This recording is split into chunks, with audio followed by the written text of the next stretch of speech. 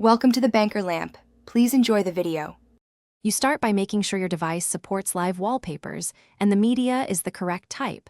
Live photo or short video works best. Once done, open your gallery app and navigate directly to the file you plan to use. Make sure the file plays and is cropped how you want. Next, tap the image or video to enter the full view screen and tap the menu icon or three dots to reveal wallpaper or set as options. This begins the process of applying it as live wallpaper. You now pick the exact destination, home, lock, or both screens, select Set as then Wallpaper and choose the target. After selecting, use pinch and drag to crop precisely, because cropping changes the visible area and parallax effect. Once cropped, make sure live options are enabled, toggle motion or loop settings, and preview the animation to verify timing.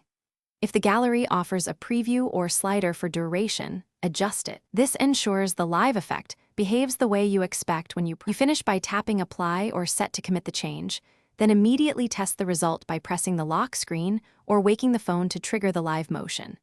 If nothing animates, make sure live wallpaper is allowed in system settings and that battery saver or performance modes are not disabling motion. Also verify the file format, convert to a short MP4 or a live photo if the gallery rejects it. If problems persist, restart the phone and reapply. That often clears temporary glitches. Thanks for watching. If this was helpful, leave a like and consider subscribing. See you next time.